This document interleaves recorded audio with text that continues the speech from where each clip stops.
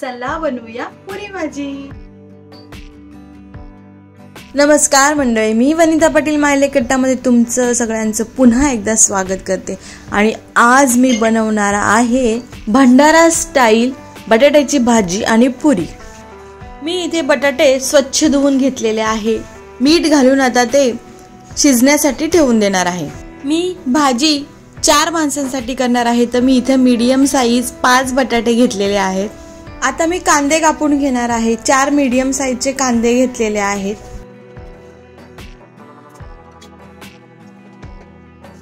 कांदे बारीक चिरून घ्यायचे।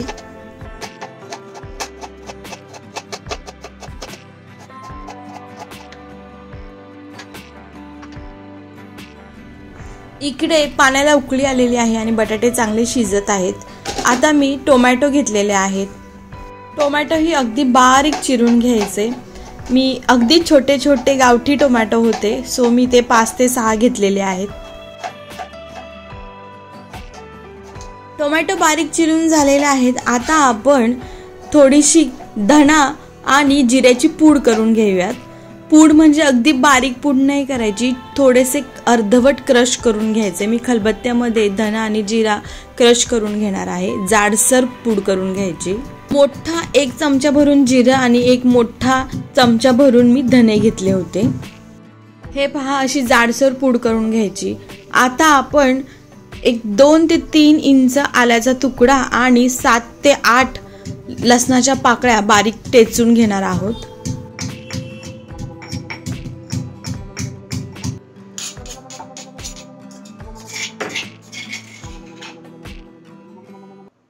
चला, सामग्रीची तयारी झालेली आहे। आता आपण भाजी फोडणीला देऊयात। गॅस पेटवून मी इथे कढई ठेवते। कढईमध्ये तेल टाकून तेल छान गरम करून झाल्यावर त्यामध्ये मोहरी घालायची, 1 चमचा मोहरी घालायची, 3 ते 4 लाल सुक्या मिरच्या स्प्लिट करून घालायच्या। त्यानंतर मी अर्धा चमचा भर ओवा घातलेला आहे आणि जी आपण जिरा आणि धण्याची पूड करून घेतलेली आहे जाडसर, ती घालायची।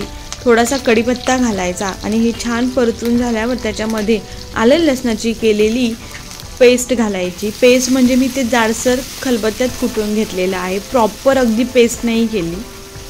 आता हे 2 सेकंद तेलामध्ये छान परतून घ्यायचं आणि त्यानंतर आपण चिरलेला कांदा घालूयात। कांदा छान परतून घ्यायचा। कांदा थोडासा ब्राऊन झाल्यानंतर आपण त्यामध्ये टोमॅटो घालणार आहोत।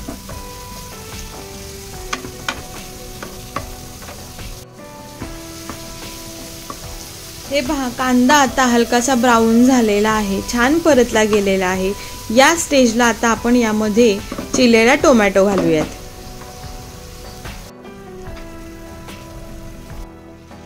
टोमॅटो घातल्यानंतर टोमॅटो शिजण्यासाठी त्यामध्ये चवीपुरतं मीठ घालूयात। मीठ घातल्यामुळे टोमॅटो लवकर शिजला जातो, लवकर गळला जातो। आता हे सगळं पुन्हा कलत्याच्या साहाय्याने छान परतून घेऊयात, जोपर्यंत टोमॅटो छान शिजत नाही तोपर्यंत।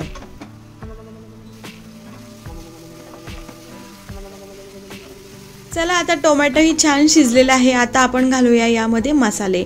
1 चमचा मी हळद घातलेली आहे, 1 मोठा चमचा भरून कांदा लसूण मसाला, 1 मोठा चमचा भरून लाल तिखट आणि 1 मोठा चमचा भरून धना पावडर घातलेली आहे।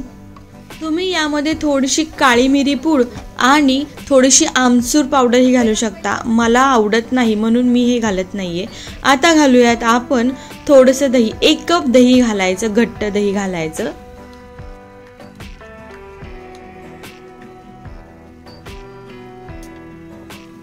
आता हे सगळे जिन्नस छान एकजीव करून परतून घ्यायचे।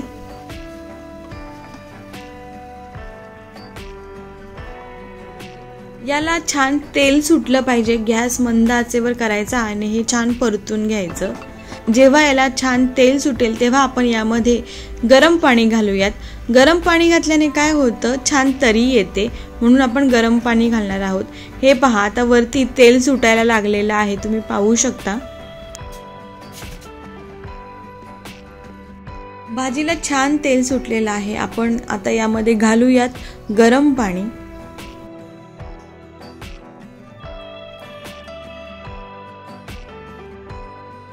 छान मिक्स करूयात आणि उकळी आल्यावर यामध्ये आपण उकडलेला बटाटा कुस्करून घालूयात। झाकण ठेवून मी एक उकळी काढून घेणार आहे। उकळी छान फुटलेली आहे। आता आपण घालूया यामध्ये कुस्करलेला बटाटा।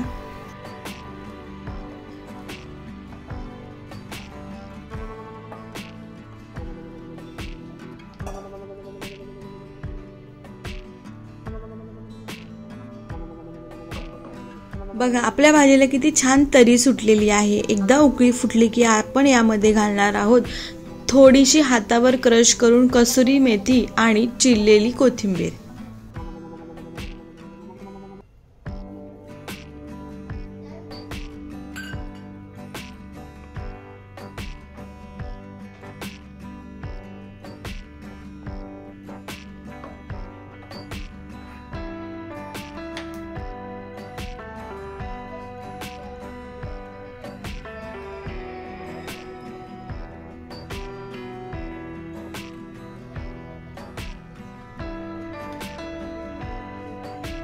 आणि थोडंसं साजूक तूपही घालूया 1 चमचा भरून। याने खूप छान फ्लेवर येतो आपल्या या भाजीला।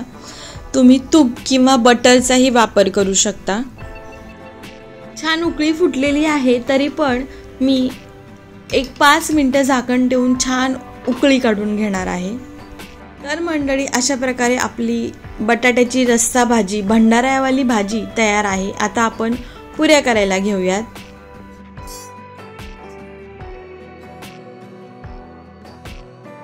भाजी शिजत असताना मला आईंनी पुऱ्या लाटून दिल्या। मी आता त्या तळून घेत आहे। आपण जेव्हा पुऱ्या लाटतो तेव्हा पीठ अगदी घट्ट मळायचं म्हणजे पुरी जास्त तेल ॲब्झॉर्ब करत नाही। जेव्हा आपण पुऱ्यांसाठी पीठ मळतो तेव्हा एकतर ते घट्ट मळायचं, दुसरी गोष्ट जेव्हा आपण पीठ मळतो त्यानंतर अगदी 5 ते 7 मिनिटच ते भिजत ठेवायचं। कारण जर तुम्ही जास्त वेळ ते पीठ तसंच भिजत ठेवलं तर ते अगदी मऊसूत होतं आणि जेव्हा आपण पुऱ्या तळतो तेव्हा त्या खूप तेल पितात, म्हणून पीठ जास्त वेळ भिजत ठेवायचं नाही। तर चला मंडळी अशा प्रकारे माझ्या पुऱ्या तळून झालेल्या आहेत। उरलेल्या थोड्या पुऱ्या माझा नवरा तळत आहे।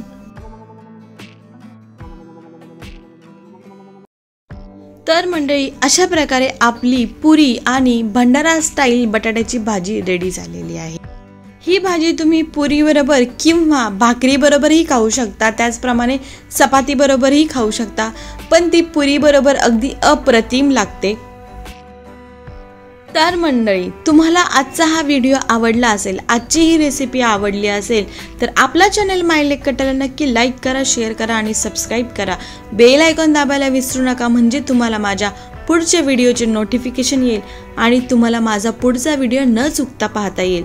मंडळी पुन्हा भेटूया अशाच एखाद्या नवीन व्हिडिओमध्ये नवीन रेसिपी सोबत। तोपर्यंत स्वस्त खा आणि मस्त रहा। Bye bye.